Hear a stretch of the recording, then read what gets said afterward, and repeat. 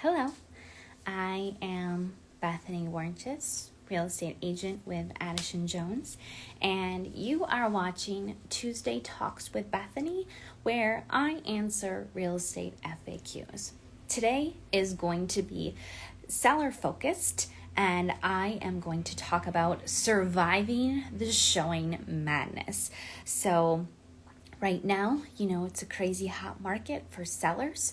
So we're going to talk about some strategies about what you can do to survive the showing madness. Because what's happening is oftentimes a home is hitting the market and then there is this big rush of showings, and maybe you have an hour gap here and a 2-hour gap there, but it gets pretty booked up very quickly right away. So what I'm going to suggest you do is plan a mini staycation. So you could go to a hotel, you could stay with a family member, you could stay with a friend. And what is the reasoning behind that? Well, let's think through this. So maybe there was a showing from 4:30 to 5, and you came home to make dinner. All the kids and the pets came home with you, and then the next showing is at 6:30. So you've got an hour and a half. So you think about your need to cook and eat, and now you have the mess in the kitchen with all the dishes. The kids got all the toys out everywhere. The dog pooped in the backyard, and you've just got to quickly get it all cleaned up again and get out of there. So you can see how that can be exhausting or create stress for you, especially just because in those first couple days, there is normally the most showing activity right now. So that's why I'm saying it's a good idea to just get out and stay out. Now, if you say there were showings from 9 to 3 and there's a break from 3 to 4 before it starts up again, and you just want a quick run through and make sure everything is set, maybe check on a candle you lit or something like that, that's fine, just a quick run through. But I'm just saying, don't bring everybody back and just start living normal life again to then have to pack up and go. In those first couple days, plan that staycation. Another important thing to do is to hire an agent who can handle the showing madness. So you want an agent who is detailed and thorough, who has sat down with you in the beginning and asked you a lot of questions and really understands a lot about your home. Because that way, when the agent gets asked questions by the buyer and the other agents, they can just answer those questions instead of having to bother you. So a good example of this is oftentimes I'm an agent who's going to ask you, the ages of everything right off the bat, because it's such a common question that people ask. Oh, hey, by the way, how old is the roof? Well, I already asked that question. And so when I get that question from a buyer or an agent, I can just tell them instead of having to bother you and ask you how many different things. So that's why I say get a thorough, detailed agent who knows the house and has asked you a lot of questions up front. Granted, an agent is going to have to ask you some questions. They do not know everything, but it's a way to make it less bothersome for you. You want to hire an agent who requests feedback and tries to follow up and get feedback from buyers, so you know how people felt about the showings. And then you want an agent who is organized, who can present offers to you in an organized way and help you look at all those different pros and cons of the offers that you do get. I also want to talk about having a checklist. So making a checklist of all the things you want ready before you leave the house.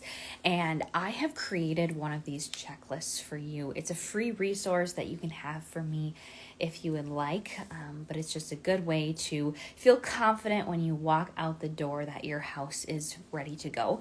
Now, this can really apply in any market. It doesn't have to be a hot market to go through a get my house ready for showings checklist. It can be any type of market, so this really is always applicable. I am going to talk through different things on this checklist here. So you want to set your thermostat accordingly for the season. You want it to be comfortable for buyers. You could also, open windows or turn on the fireplace according to the season as well. You want to get all the light. So you want to open your blinds and your curtains so the natural light comes in, and you want to turn on your lights and your lamps so you have the other light as well. So the brighter, the better. You want to clear the clutter from your countertops in your kitchen and your bath. Something like a quick hack for this is to have a small basket that you keep in the kitchen cabinet and the bathroom cabinet. So if you've got, mail and your keys and pens, you can just quick throw them in the basket and keep them in the cabinet. And same thing with the bathroom, like, oh no, now there is a contact case and contact solution and some bobby pins sitting on the countertop. Just throw them in the little basket, put it in the cupboard. You're good to go. When it comes to the kitchen countertops, you also want to put your little small appliances away so you don't have your Ninja and your toaster and your KitchenAid all sitting out. You want to put that away, and instead in your kitchen, maybe have a vase of fresh cut flowers or a fruit or veggie bowl. You also want to bring the good smells, so maybe lighting one candle or having a diffuser going. You don't want it to be like overpowering. Don't light a candle in every single room, but just a nice, subtle, good smell in the home. You also can turn on some background music like jazz or classical. And like I said, make sure you take your pets with you when you go. I can give a good example of this. I've been on showings where dogs are in the crate and they are barking the entire time, so it's really distracting on the showing, or where there's a cat that's not very friendly and very territorial, and it's on the stairs and it's hissing at you and it's batting your paws and it doesn't want you to go past it. I've had that situation happen to me, and a buyer just like sprinted right past me up the stairs, and I'm like, I hope it doesn't bite you. We don't want to create those situations, so take your pets with you.